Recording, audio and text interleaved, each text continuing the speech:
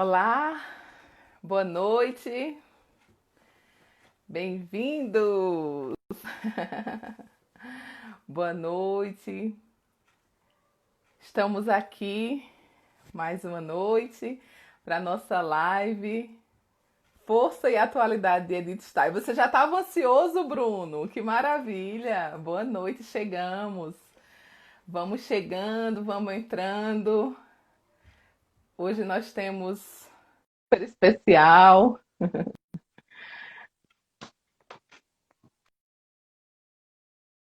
aí. Olá, Cristiano. Olá, Boa Ana. noite. Tudo bom? Tudo Você está me jóia? ouvindo bem, Cristiano? Perfeitamente, Magno. Estou ouvindo bem. Vocês me escutam bem também? Isso. Desde quinta-feira passada, o Bruno já está nos aguardando aqui. O Bruno, ele chega primeiro e já disse assim: Olha, a live mais aguardada da semana. E hoje, Bruno, olha, vai ser maravilhosa. Você não perdeu nada por esperar. Então, vamos entrando, sejam todos bem-vindos. Enquanto vocês vão entrando, fiquem muito bem acolhidos, eu vou apresentando o Cristiano, porque vocês já sabem que por experiências passadas essa hora voa e a gente vai aproveitando aqui para esse momento inicial e já ir apresentando o Cristiano. O Cristiano Roque Antunes Barreira é diretor da Escola de Educação Física e Esporte de Ribeirão Preto, da Universidade de São Paulo. Ele é orientador junto ao programa de pós-graduação em psicologia da Faculdade de Filosofia, Ciências e Letras de Ribeirão Preto, da Universidade de São Paulo. Presidiu a Abrapesp, a Associação Brasileira de Psicologia do Esporte, de 2017 a 2019. É psicólogo formado pela USP, no ano de. É formado no ano. É psicólogo formado pela USP no ano de 2000, onde também fez seu doutorado, defendido em 2004. Que menino precoce! Muito bom, Cristiano. Então, muito bom ter você aqui e seja mais uma vez muito bem-vindo. Instagram do Shalom São Paulo, nós te acolhemos em nome da comunidade Shalom, mas também em nome de todos os steinianos, todos os interessados por esta grande mulher. Interessante que neste tempo tão desafiante que nós vivemos, este tempo de pandemia, nós temos sido de alguma forma consolados por esses momentos. Talvez você que vai, como essa live vai ficar gravada, a gente não sabe daqui a quantos anos as pessoas terão acesso a essa live, né? Então nós estamos vivendo este tempo de pandemia, né? Um tempo muito desafiante que a humanidade inteira está vivendo, né?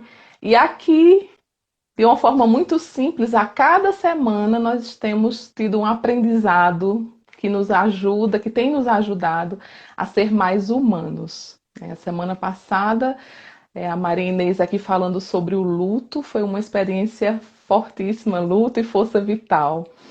E hoje o Cristiano vai falar para a gente sobre a escuta suspensiva.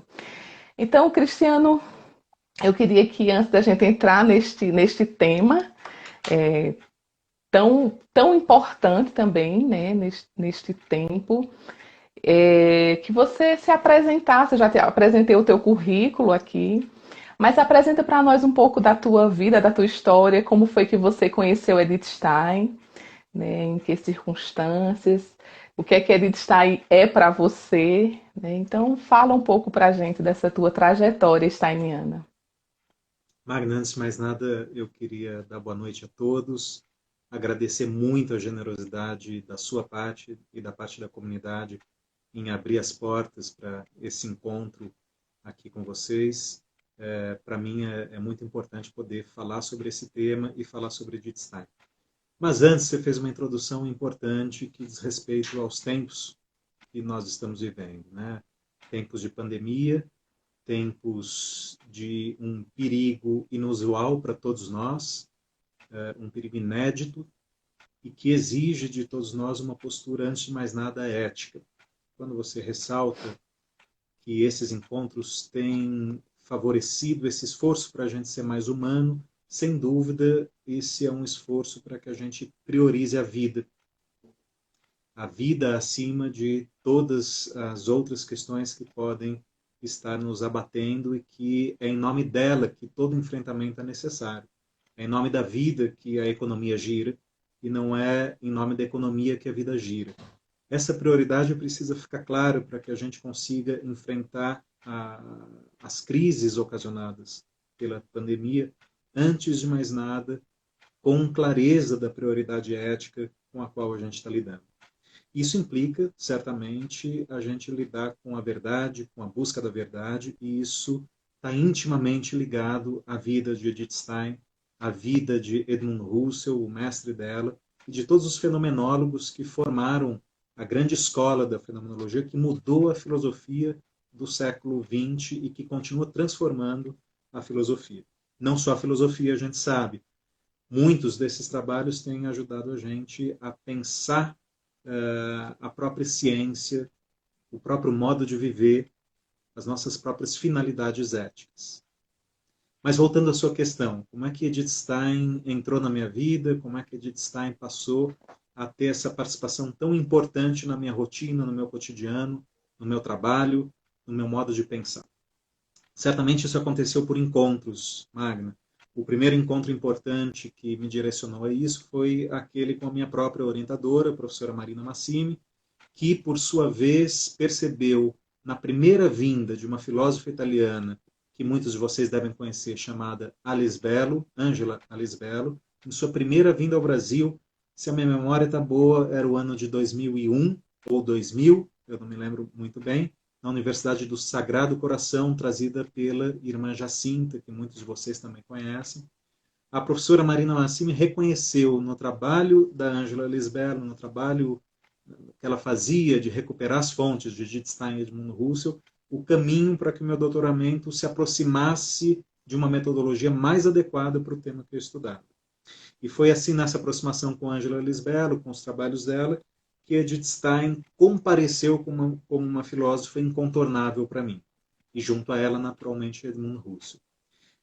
Angela Lisbello estava nesse momento, a gente tem uma publicação no Brasil de 1998, pela editora do Sagrado, da Universidade do Sagrado Coração, a EDUSC, que se chama Culturas e Religiões. Nesse momento, ela recuperou alguns trabalhos inéditos do Husserl para propor um estudo da cultura, das culturas e das religiões a partir da fenomenologia.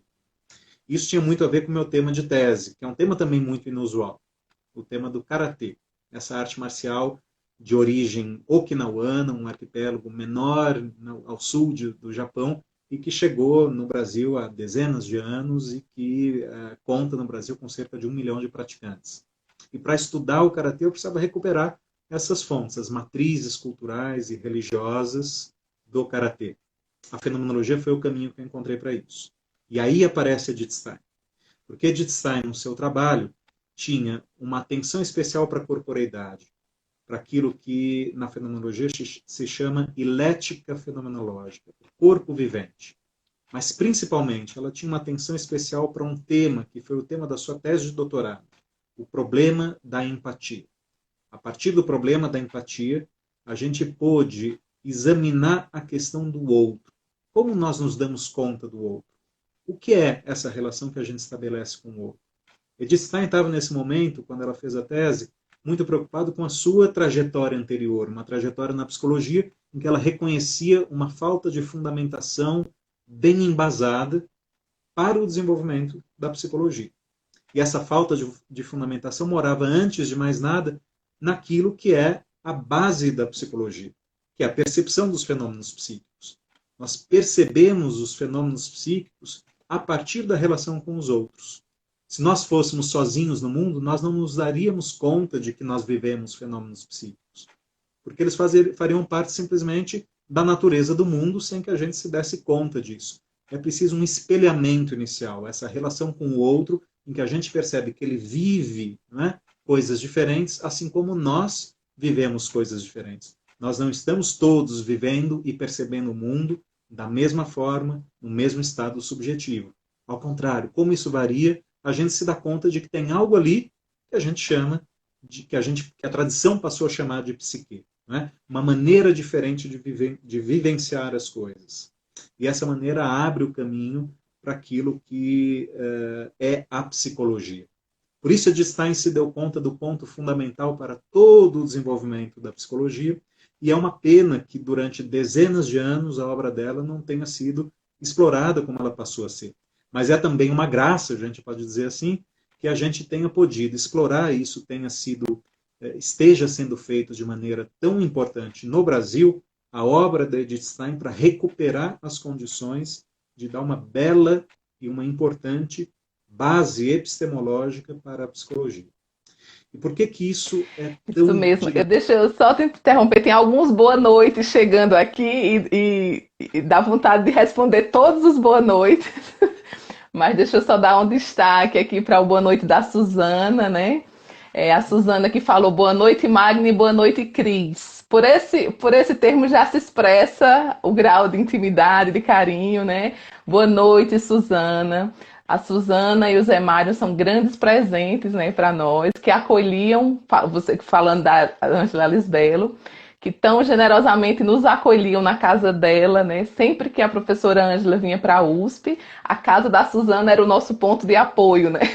Acabava os eventos e o Andrés, o Cris, eu, enfim, as pessoas que estavam ali, nem vou citar muitos nomes, porque senão a gente esquece de alguns, mas a Suzana e o Zé Mário sempre aquela casa acolhedora para aqueles almoços gostosos, aquelas conversas, né? Então, muito obrigada, Suzana, e boa noite, muito bem-vinda aqui também conosco.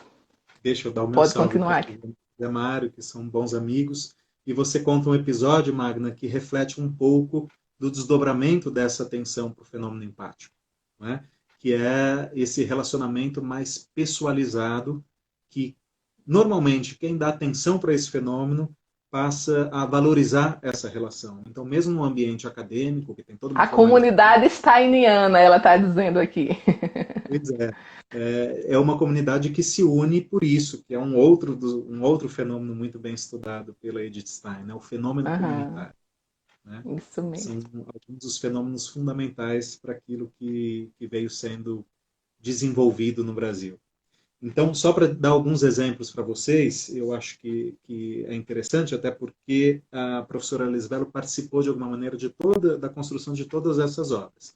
Uma é Edith Stein, a Psicologia, né? É um livro organizado pela professora Marina Massimi e pelo professor Miguel Mafud, e foi, só para a gente antecipar o nosso assunto aqui, ou para já introduzi-lo, o primeiro trabalho, um capítulo em que eu publiquei aqui, em que a gente começou a falar de escuta suspensiva, né?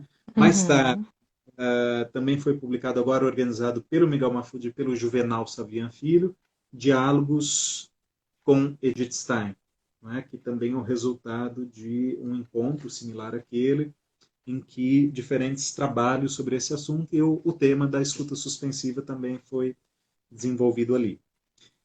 Bom, Uhum. então só para Então amarrar, vamos para o tema da, assim, antes de passar para o tema da escuta, amarra a tua história e vamos, a gente está aqui com muita expectativa para saber o que é essa tal dessa escuta suspensiva. eu imagino que algumas pessoas estejam curiosas também, né, com o fato de que você tem me apresentado como professor da Escola de Educação Física e Esporte de Ribeirão Preto, da USP. Uhum. Embora minha formação seja em psicologia, né, eu esteja credenciado no programa de psicologia.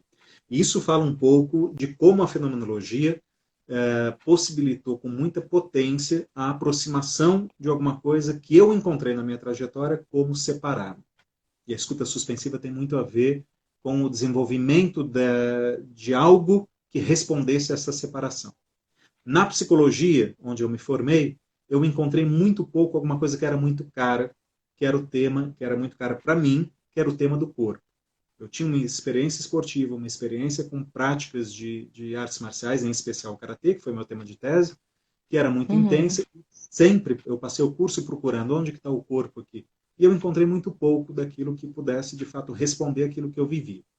Por outro lado, em 2005 eu passo a dar aula no curso o equivalente à Educação Física da EASH, em São Paulo, a Escola de Artes, Ciências e Humanidades da USP também. Encontro, finalmente, na educação física, que eu passo a conhecer melhor academicamente ali, um movimento corporal sem alma, digamos assim. Bom, é claro que tanto na psicologia como na educação física tem, em um momento, o corpo na psicologia e a alma na educação física. Eles estão lá, a gente vive as nossas experiências com corpo e alma, de corpo e alma. No entanto, esses são temas, experiências inarticulados numa área e em outra. E quando vêm, eles vêm com tamanha objetividade que não correspondem mais à experiência. E a fenomenologia dá a possibilidade de lidar com isso, não integrando, não recompondo, mas partindo do princípio da unidade da experiência. A gente faz uma experiência que é imediatamente e entrelaçadamente de corpo e alma, e não experiências separadas. Portanto, essa foi uma oportunidade de tanto enriquecer a psicologia, trazendo a corporeidade, como enriquecer a educação física, recompondo-a com a dimensão humana, que muitas vezes lhe faltava, e ela ficava lidando apenas com a dimensão corporal do ser humano. A psicologia com a psíquica e a educação física com a corporal. Então, essa é Que uma possibilidade. maravilha, Cristiano. Foi uma grande felicidade esse encontro. Eu nunca imaginei que pudesse, esse encontro com Alice Bello, esse encontro com Edith Stein, esse encontro com Edmund Husserl, pudesse conduzir a uma produção como essa. E aí que, no decorrer das pesquisas que o nosso grupo foi fazendo, a gente se viu precisando dar conta de algo que ainda faltava, que era a noção de escuta.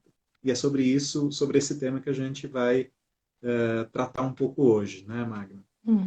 Isso mesmo.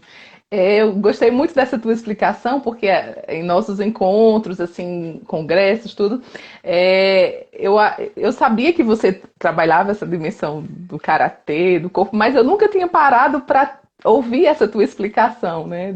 O que é que o karatê tem a ver com tudo isso? Estão te elogiando aqui que você é um excelente professor, seus alunos estão entrando aí também, e é isso aí. Vocês podem ir deixando os comentários aí, mas a gente vai ficar muito focado aqui na nossa conversa, tá?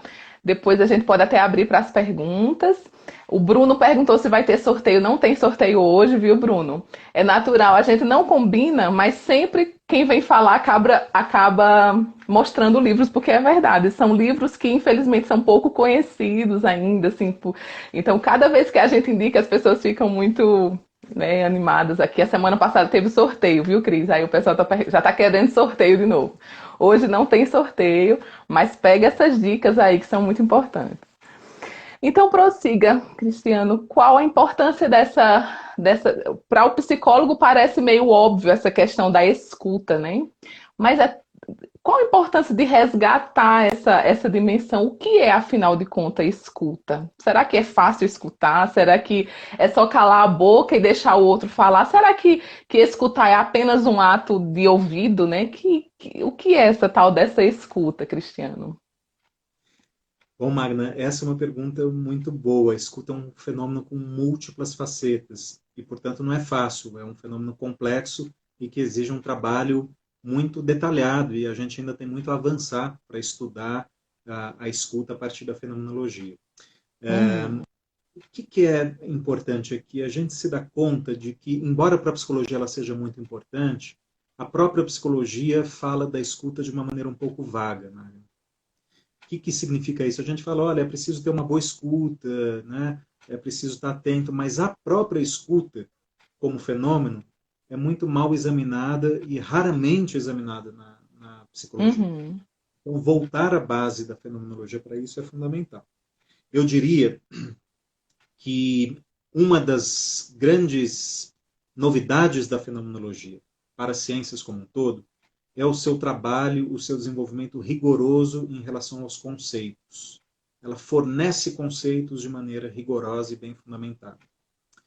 E o que é mais importante para isso é que esses conceitos eles estejam embasados na experiência. Eles partem da experiência e eles permanecem como conceitos que recuperam, que evocam a nossa própria intuição direta dessas experiências. Se a gente perder isso de vista, a gente perde a fenomenologia. Por que a fenomenologia é tão importante quando a gente fala de Edith Stein? Porque para ela, essa também foi uma descoberta extraordinária. Edith Stein tinha se formado no que hoje a gente poderia chamar de psicologia, e ela percebia, como eu mencionei antes, essa fragilidade desses fundamentos. Quando ela lê uma obra de Russell, Investigações Lógicas, ela se dá conta de que ela precisa ir atrás daquele mestre. E ela faz isso. E ela acaba se tornando orientada pelo professor Edmund Husserl e defende a sua tese de doutorado com ele, procurando isso, fundamento de rigor para aquilo que é a fenomenologia, para aquilo que é, no caso, como a psicologia pode se desenvolver. Daí o problema da escuta. Primeira coisa importante, a gente quase sempre está escutando, né? A gente, se não quiser escutar, tem que fazer esse movimento voluntário de fechar os ouvidos. E olhe lá, né? Dependendo do volume, a gente continua escutando, a gente continua ouvindo. Mas, como você disse, ouvir é diferente de escutar. E o fato de que a gente esteja sempre escutando remete a uma coisa muito similar à empatia, né? A empatia é um fenômeno extraordinariamente ordinário. Nós estamos sempre empatizando. Ele é tão ordinário que a gente mal pensa nele. A gente pensa em algumas ocasiões. Normalmente a empatia é evocada como uma questão moral, né? Eu preciso me colocar no lugar do outro. Mas Edith Stein vai se dar conta, examinando a empatia, que ela não é bem isso. E de maneira similar, a escuta também não é apenas ouvir. Escutar envolve uma operação. A empatia, ela é, por um lado, imediata, e por outro, a gente pode se aprofundar na empatia. Então, Edith Stein, examinando tudo aquilo que tinha sido feito antes, no que se refere à empatia, se deu conta de que existiam duas tendências predominantes. Uma primeira tendência, que a gente poderia chamar de idealista, do ponto de vista da filosofia, é a tendência de projetar. Eu entendo que o outro é uma projeção do eu. Isso está presente de alguma maneira na psicanálise, né? A psicanálise entende que a minha percepção do outro sempre está atravessada por algum grau de projeção, portanto ela é sempre suspeita. Por outro lado, a gente tem na tradição da psicologia humanista uma outra versão, que é essa mais comum, não é? Essa que a gente repete muito frequentemente, de que a empatia é se colocar no lugar do outro. Então, nesse caso, eu perderia o meu eu e me aproximaria do outro. No fundo, no limite, aconteceria uma fusão. E nesse caso, eu perderia a dimensão crítica, o afastamento do outro. Stein se dá conta de que nenhum desses fenômenos é a empatia. Ambos os fenômenos são possíveis a partir da empatia. Eu posso fazer uma projeção, eu posso fazer uma empatia analógica, eu posso fazer uma empatia imaginativa, né? Eu posso empatizar me colocando no lugar do outro, mas porque antes eu vivi o fenômeno da empatia. Empatizar é, antes de mais nada, perceber o outro como um outro eu, um outro que tem a sua autonomia, um outro que tem as suas próprias vivências. E eu não vivo as vivências que o outro vive, mas eu vivo a percepção de que ele vive vivências. E eu posso, esse é o desenvolvimento que a psicologia procura fazer, tentar compreender melhor, inclusive dar objetividade para essas outras vivências, as que os outros vivem e as que eu mesmo vivo. O que é interessante na empatia é que existe um fenômeno iterativo da empatia. Ao mesmo tempo, Magna, que eu, ao acompanhar você me acompanhando, empatizo com você, você empatiza comigo. E ao mesmo tempo que eu empatizo com você, eu tenho elementos reflexos para me dar conta se você está conseguindo ou não me acompanhar, se está claro o que eu estou falando ou não. E, portanto, a sua percepção da minha percepção ajuda que eu me perceba melhor nessa tarefa que eu estou tentando cumprir, que é de comunicar.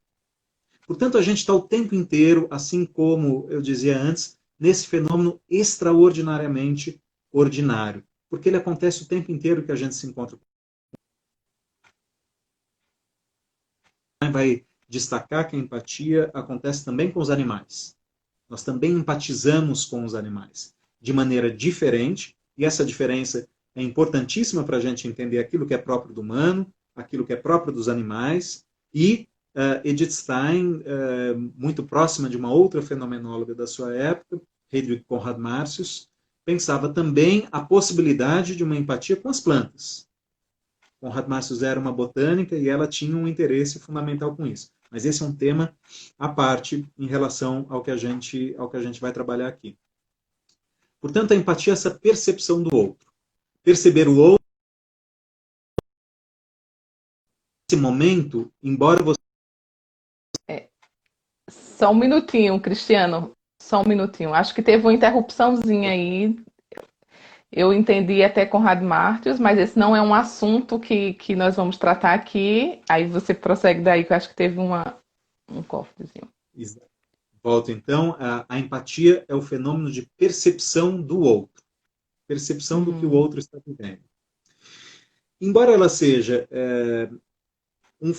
uma percepção diferente, ela é diferente do quê? Nesse momento, quem está acompanhando essa live está percebendo, está tentando acompanhar aquilo que está sendo comunicado. Mas a gente pode fazer um movimento e se dar conta de que a gente está percebendo objetos, os nossos celulares, computadores em que a gente está assistindo. Mas a nossa atenção é a atenção em relação ao que está sendo comunicado. Portanto, nós temos objetos, tecnologias mediando a possibilidade desse encontro, mas a nossa atenção é uma atenção que passa pela empatia para que a gente possa compreender o sentido daquilo que eu tento expressar. São fenômenos diferentes que acontecem ao mesmo tempo. A O percepção de Jonas coisa... está perguntando se a empatia é percepção do conteúdo. Que Não, conteúdo, Jonas? é uma boa questão. É uma boa questão. Vamos ver se ele traz. O conteúdo que o outro está vivendo, ele sempre vai ser próprio do outro. A empatia é a percepção do que o outro está vivendo. Nós podemos viver, digamos assim, estar acompanhando fenômenos semelhantes. E, portanto, essa similaridade e a nossa percepção de que nós acompanhamos e percebemos o mesmo faz com que o conteúdo seja percebido como equivalente. Mas a minha percepção não vai ser a percepção do outro. Portanto, Tá, ele essa está perguntando se é o conteúdo da vivência. é a própria vivência. A gente percebe a vivência do outro, sem que a gente viva a vivência do outro. Isso sempre vai ser próprio de cada um. A minha vivência é vivida por mim, a sua vivência por você, mas eu percebo a sua vivência, eu percebo você vivendo. Eu posso me aproximar mais disso. A minha percepção dos sentidos, da visão, da audição, e aí a gente já entra na escuta, é uma que tem certos limites. Mas você pode tentar expressar para mim quais são as vivências que estão se passando com você agora. E dessa maneira eu posso me aproximar mais daquilo que você está vivendo. Portanto, a gente pode articular os nossos vividos. É isso que a linguagem faz. Nós articulamos, nós trazemos o nosso sentido à tona, as nossas vivências à tona a partir da linguagem. Faz sentido? Faz muito sentido. Está claríssimo. Olha, mais claro do que isso, só a minha água aqui, que está aqui na minha frente. Muito bem. Prossiga, Até aí Cristiano. a gente fez uma descrição da empatia. E essa era a preocupação de Edith Stein, que era uma preocupação que retornou ao campo da filosofia. Edith Stein, então, se torna uma fenomenóloga mais do que uma psicóloga. Ela trabalha com esses temas e, na sequência, ela desenvolve aquilo que são as diferentes maneiras das pessoas se associarem.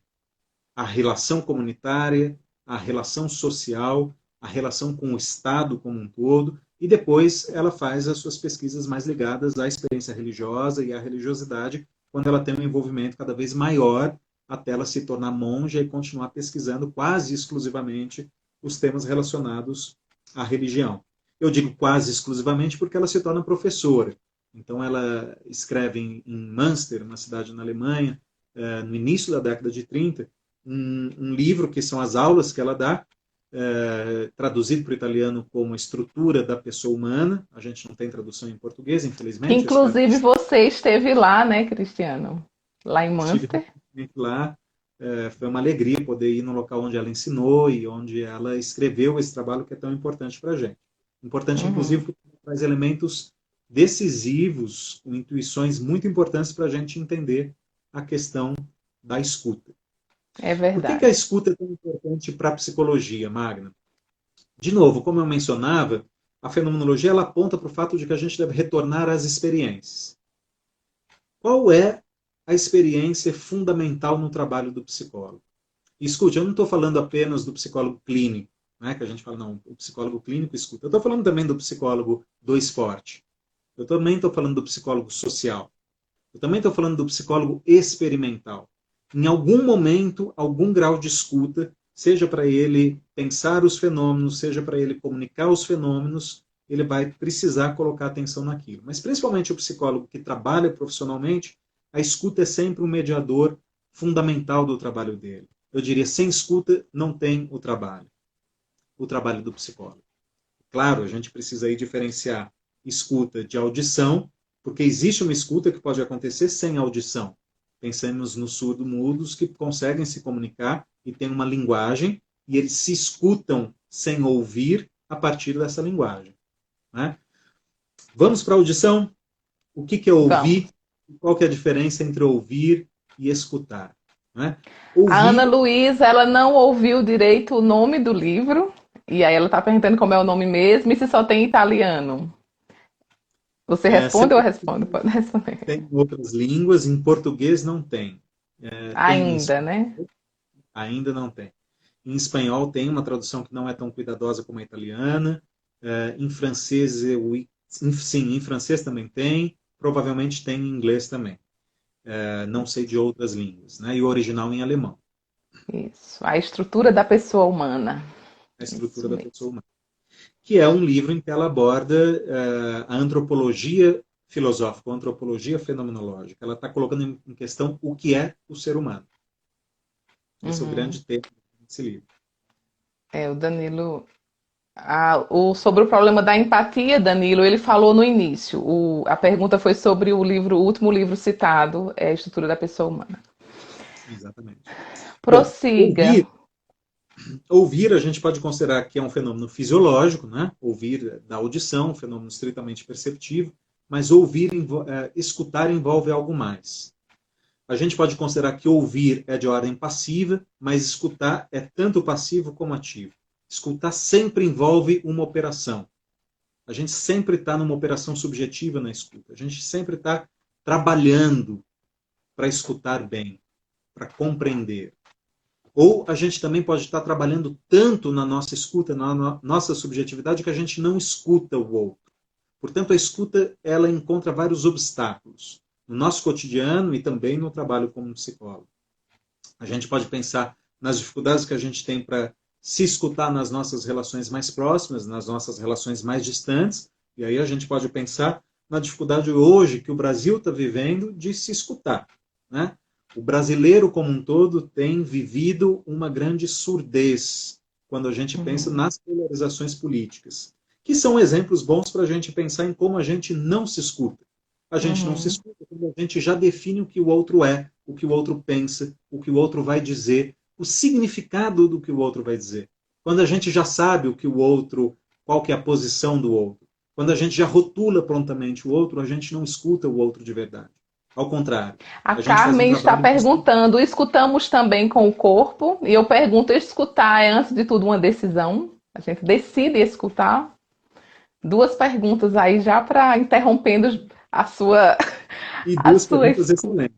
Duas perguntas excelentes. Sim, escutar é também com o corpo. Escutar envolve o corpo inteiro. Escutar envolve o corpo inteiro.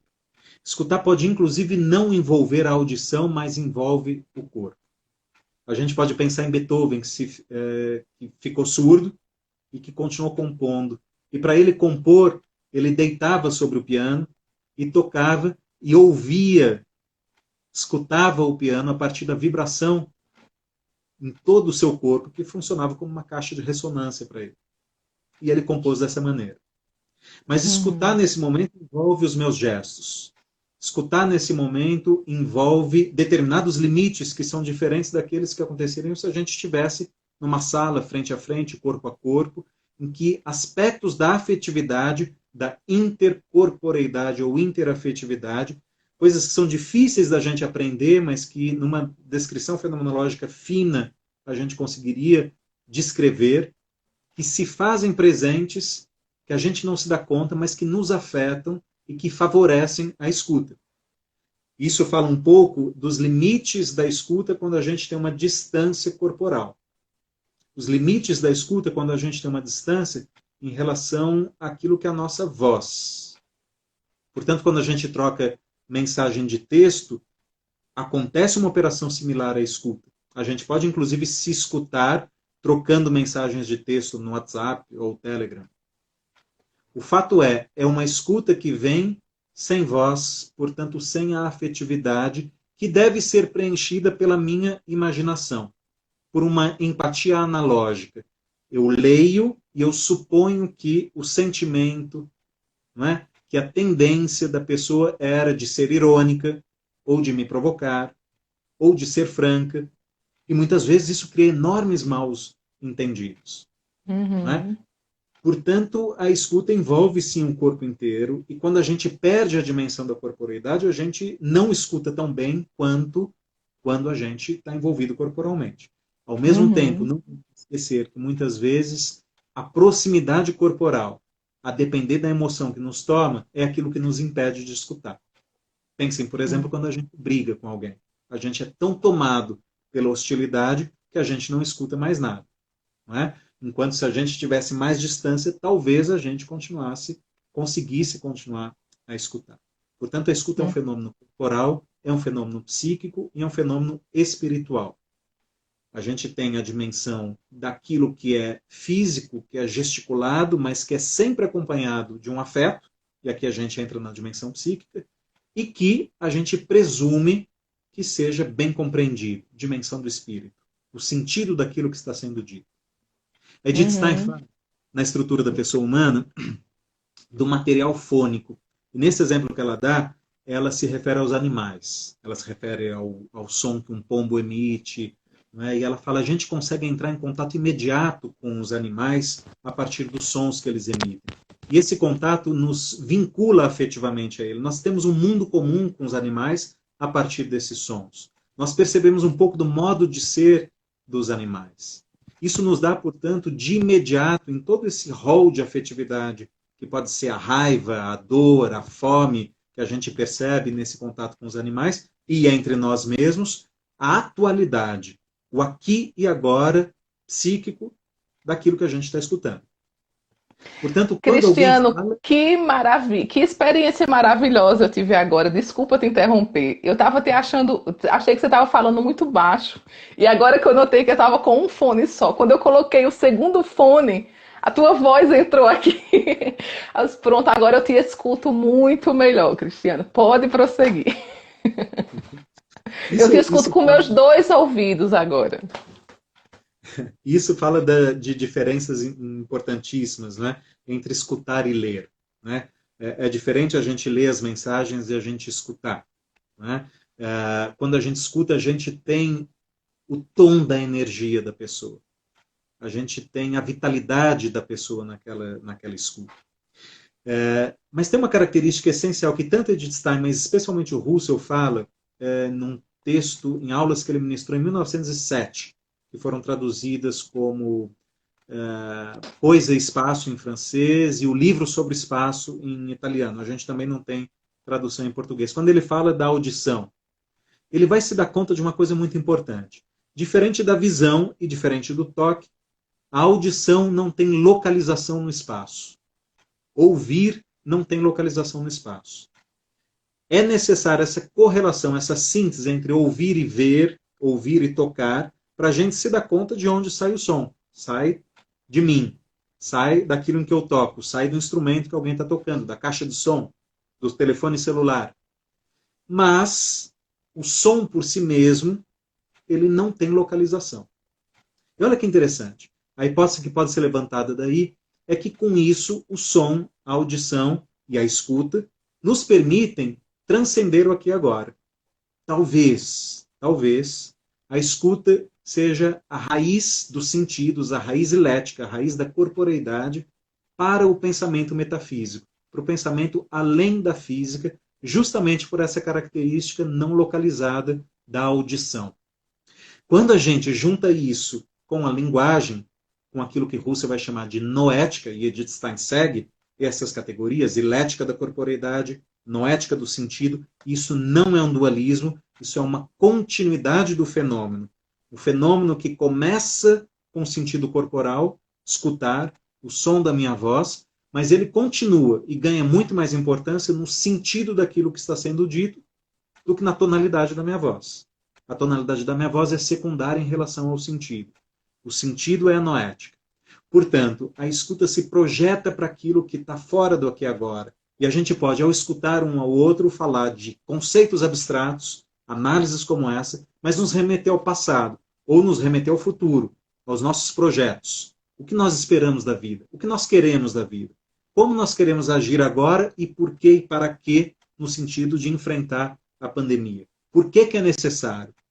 Como a gente pode voltar às experiências passadas, dos comportamentos que funcionaram mais e menos, e escutar o que é dito por aqueles que estão se dedicando a estudar isso, para saber qual que é o melhor comportamento durante a pandemia.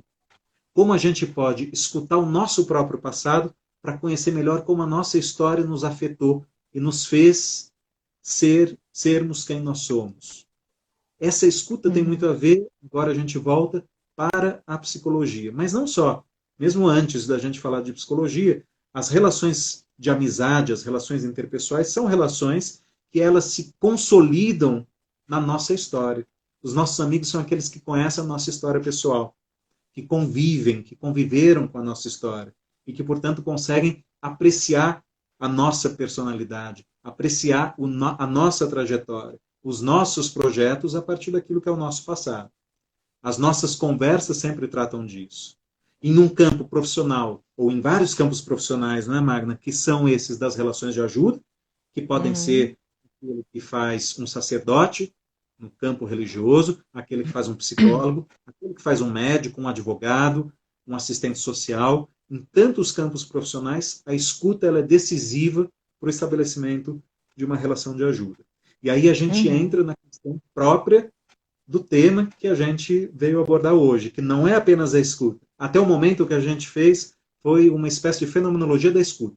Tentar reduzir fenomenologicamente o que é esse fenômeno.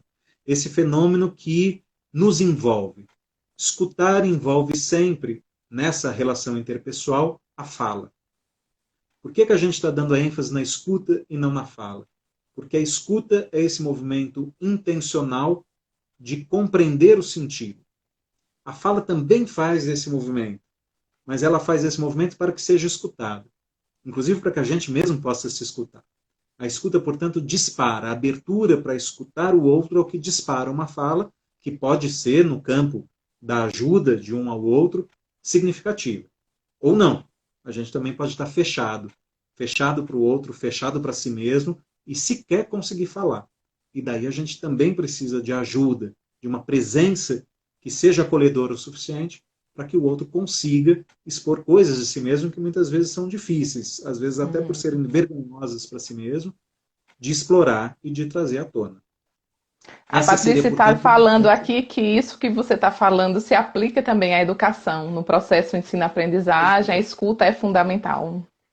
Você concorda? Patrícia Teixeira, nossa doutoranda, já esteve aqui também, estudiosa de Edith Stein, falou que só te conhece pelos teus escritos e está tendo muita alegria em te conhecer aqui também, quase pessoalmente, né?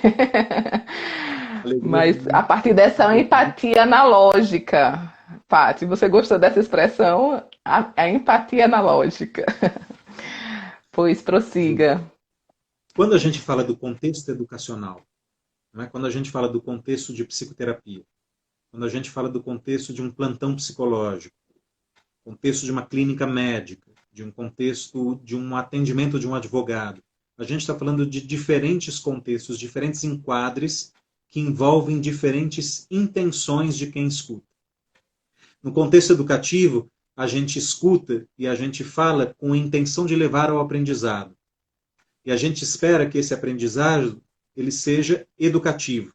São fenômenos diferentes. São fenômenos que se intercalam, que se sobrepõem em grande medida, mas eu posso aprender sem ser educado, né? E é muito difícil a gente ser educado sem aprender algo. Portanto, a gente precisa aprender para ser educado. Ser educado é um fenômeno reflexivo. É um fenômeno que não se dá sem a liberdade de quem está sendo educado. Eu não consigo educar alguém. Não é? Paulo Freire já dizia isso muito bem. A educação é um fenômeno que envolve a liberdade. Eu me educo, a pessoa se educa na relação com os outros, na relação com o mundo, com o ambiente, com os fenômenos que estão envolvidos ali. E essa liberdade é decisiva, porque a pessoa tem que ter esse movimento reflexivo em relação a si mesmo para fazer o seu projeto, as suas escolhas, para aderir às convicções que lhe fazem ser mais si mesmas. Uma boa educação é aquela que torna a pessoa mais si mesma. E isso, certamente, é algo com que Edith Stein concorda e afirma claramente. Em relação a isso, eu Uhum. indicaria, sem dúvida alguma, o trabalho do Aquiles Coelho, que fez o doutorado comigo e Aquiles se está aqui dedicou... conosco também. Ah, que bom saber, Aquiles. Então, ele vai se lembrar muito bem de que o tema da autenticidade em Edith Stein, que é o tema que o Aquiles explorou inclusive considerando a dimensão da corporeidade, é um tema da educação. E é um tema da psicologia também. Né? O que é ser autêntico? O que é ser si mesmo? Como Edith Stein explora isso? Mas esse é um tema para uma outra live. Eventualmente, a cargo do Aquiles, aí que seria um excelente indicado para a conversação. Olha, Aquiles, vamos nos falando, tá, Aquiles? Você Muito bem. tem, você tem, Cristiano, 5 minutos para uma, assim, as suas considerações, assim, finais sobre a questão da escuta suspensiva, para a gente abrir um pouquinho o Aquiles aqui se manifestando. Você vê os comentários aí, né?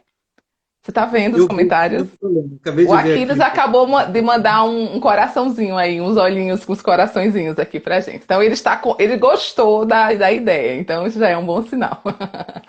Eu peço desculpas É, se eu ler, então não conseguiria. Diga, Magno. foi o combinar. Assim, eu tô te falando porque eu sei que realmente você não vai ficar olhando o tempo todo.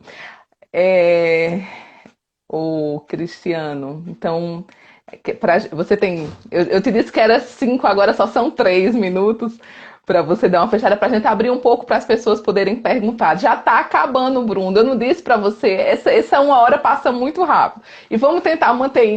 Ó, tá virando quase tradição. Cristiano, eu não te falei isso.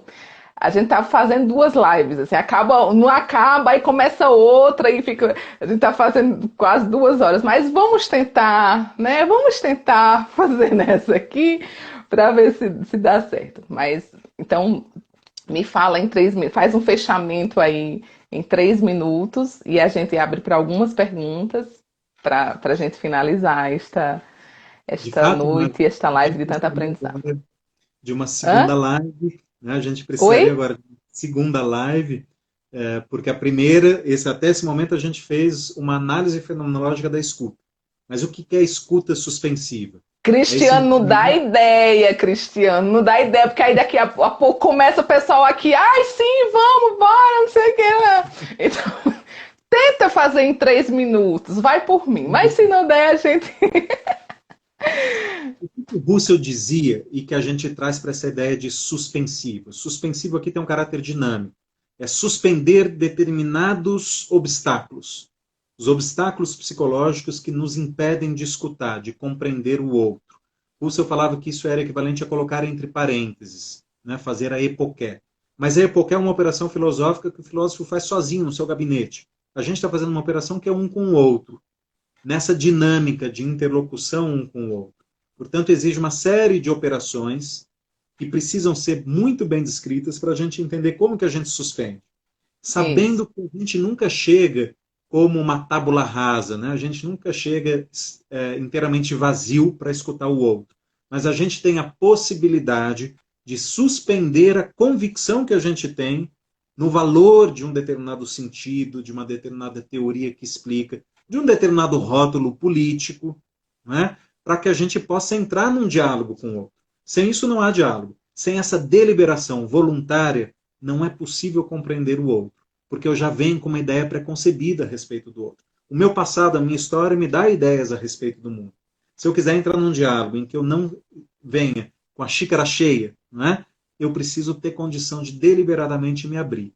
Escuta suspensiva é esse trabalho, é essa operação que permite uma abertura para a compreensão do outro. E mais, Magna, se a gente se abre para a compreensão do outro, o outro gradativamente se abre mais para a compreensão de si mesmo. E muitas vezes para a compreensão da gente, nessa relação dialógica. Eu diria que escuta suspensiva, nesse sentido, é essa operação, é a gente trabalhar com rigor conceitual e, portanto, a gente aqui seguir a herança da fenomenologia clássica, que foi trabalhada por Edmund Husserl e por Edith Stein, dando continuidade a um desenvolvimento de um trabalho que, se a gente está sendo fiel a essa herança, a gente está sendo fiel à própria fenomenologia clássica. Um trabalho que, muito provavelmente, eles atribuiriam aos psicólogos. Olha, agora é com vocês. Vocês trabalham para desenvolver isso, para que a gente possa tanto fazer pesquisas mais rigorosas, como práticas profissionais mais bem fundamentadas, com mais clareza a respeito do que elas são. Uhum, muito bem. O Gianfranco está dizendo aqui, entendido, perfeito. Então, olha, todo mundo está claro, claríssimo, né? Então não tem Escuta pergunta. suspensiva é kenosis? A Carmen está perguntando se a escuta suspensiva é... Vamos para as perguntas aí. Nós temos mais 8 minutos de live. Ai, meu Deus, não, vamos. Eu acho que foi Então, um ponto de fizeram. exclamação, hein? Ela está afirmando isso. Ah, ela está dizendo, é verdade. É. Mas você concorda com essa afirmação, Cristiano? Escuta suspensiva é kenosis. Desenvolve para mim a ideia de kenosis, por gentileza, Eita, Magno. agora. Qual a diferença entre epoquê e escuta suspensiva? Ótima pergunta. Essa é uma pergunta excelente. Essa diferença que nos levou a desenvolver o conceito. Por quê? Porque muitas vezes esse conceito foi transposto de uma maneira da filosofia para a psicologia sem uma tradução adequada. Uhum. A epoquê é um fenômeno que começa, que Russell propõe que a epoquê começa com uma brusca mudança, uma radical mudança de atitude. Né? Essa mudança de atitude ela começa com uma suposição. É como se os outros eus do mundo, as outras pessoas, não existissem. E é como se o meu conhecimento prévio sobre um determinado fenômeno também não existisse. Para que eu faço esse trabalho imaginativo? Para que eu deixe o fenômeno se revelar na sua maior pureza, naquilo que eu consigo acessar na sua maior pureza. Ou seja, aquilo que eu vejo, aquilo que eu vivo, ser descrito a partir da sua estrutura de manifestação. E não descrito a partir daquilo que eu já sei antes. Senão, não é uma descrição do fenômeno, mas uma tradução a partir do que eu já sei. Eu quero que o Uhum. fenômeno... Esse é o trabalho do filósofo. Só que Uhum. na escuta, a gente tem o outro que a gente não pode suspender, porque a gente quer compreender o outro. O próprio Russell, ali por volta de 1910, começa a falar da necessidade de fazer uma dupla redução. Uma redução que também seja intersubjetiva. Uma redução que considere o outro. E ali por volta de 1923, num curso que ele dá chamado Filosofia Primeira, ele sistematiza isso. Ele sistematiza falando que, a partir do momento que nós vivemos fenômenos similares e nós nos damos conta de que eles acionam os mesmos circuitos, as mesmas estruturas do outro, nós podemos nos dar conta daquilo que é estrutural do ser humano, daquilo que é Uhum. no limite transcendental.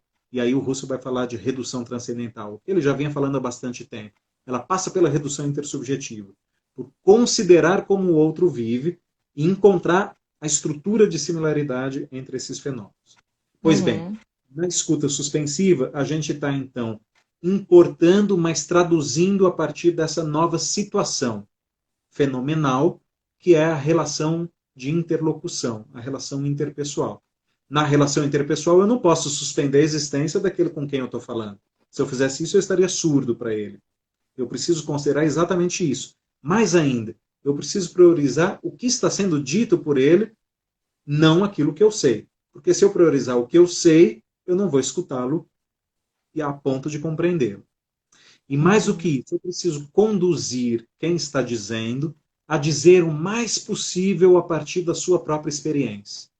Porque eu posso falar a partir de conceitos prontos, de saberes estabelecidos, eu posso falar a partir de uma ideologia, eu posso falar a partir de uma explicação científica, racional, e nunca acessar minha própria experiência.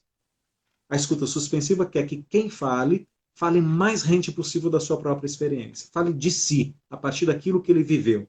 Portanto, ela envolve uma atividade de quem escuta para direcionar quem fala rumo à sua própria experiência. E assim acontece uma compreensão recíproca daquilo que foi vivido por aquele que fala. E claro, quem fala também escuta, e quem escuta também fala.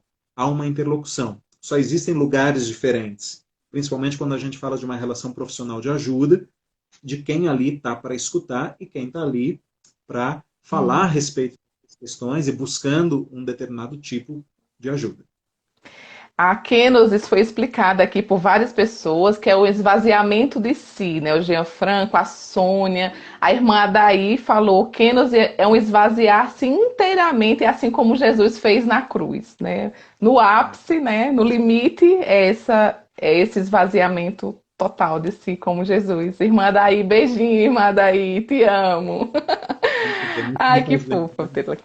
Magda, Então, do padre Márcio Luiz Fernandes, que foi quem foi a primeira pessoa a falar de kenosis comigo, quando eu, estudando o karatê, falava do esvaziamento do budismo zen. E ele comparou exatamente com a kenosis, né? Sim, eu uhum, acho que tem um paralelo. A gente não pode dizer que seja exatamente a mesma coisa, mas tem paralelos uhum. que exigiriam um estudo. Quem sabe alguém aí se proporia a fazer esse estudo. Cristiano, muito obrigada. É sempre encantador te escutar. Muito obrigada pela sua leveza, pela sua profundidade, pela sua simplicidade, é, pelo seu esforço em se fazer entender, né? Então, foi um grande prazer ter você aqui. Muito obrigada mesmo. Eu que E agradeço, por Marcos, aqui, pela sua generosidade e agradeço a todos que estavam presentes aí e que ainda vão assistir essa, não mais como live, isso. mas assistir esse encontro. Isso Obrigadíssimo. mesmo. Muito obrigada a participação de todos vocês. Está dizendo aqui no momento em que estamos, em que muitos psicólogos estão realizando atendimentos online, será que essa escuta suspensiva sofre com esse distanciamento físico entre pessoas? Ah, respondo só com sim ou não, Cris, porque eu não posso mais.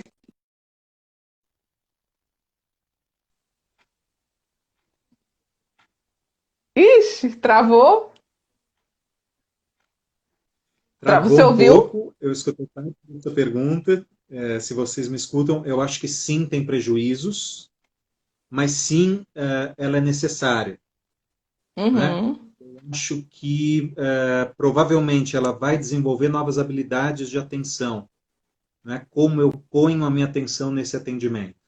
Então a gente Tá. não pode só ver o prejuízo, mas pode ver o que ela fomenta. E ela vai fomentar novas Certo. habilidades. Se a live cair, a gente perde. Então, por favor, eu não vou abrir uma segunda live hoje, não. Vamos descansar. Fica até melhor para a gente compartilhar essa live. Vai ficar salva no IGTV do Shalom São Paulo. Você pode assistir novamente, pode compartilhar. Então, muito obrigada a todos vocês que nos acompanharam até aqui. Visitem o site de Stein, www.com.br, que é os estudos integradores da pessoa humana. Tem muita novidade lá, muito material bacana. E fica aí o convite para conhecer. O nosso próximo convidado na próxima quinta-feira é o Moisés Rocha. Moisés Rocha é assim aquele grande articulador steiniano do Brasil. Eu nem sei, ele está sempre aqui, eu imagino que ele esteja aqui. O Moisés veio falar para a gente na semana que vem. Ele vai fazer um panorama sobre a questão das pesquisas steinianas no Brasil. Eu sei que muitas pessoas estão conhecendo a Edith Stein até por aqui e tal, mas você que se interessou, saber das novidades, né? Saber onde vai ter congresso, onde estão os grupos de estudo, onde tem professores que orientam trabalhos sobre a Edith Stein. Então vai ser um panorama, ele vai traçar um pouco esse panorama brasileiro dos estudos steinianos. Vai ser muito bacana. Eu espero vocês às 8h45 na próxima quinta-feira. E a gente se encontra aqui no Instagram do Shalom São Paulo. Um beijo, boa noite, bom descanso. Deus abençoe todos vocês. Cristiano, mais uma vez, valeu muito, viu? Muito obrigado. Já tá ansioso para a próxima live, Bruno? Pelo amor de Deus, tá bom. Eu também. Beijo para todos. Tchau.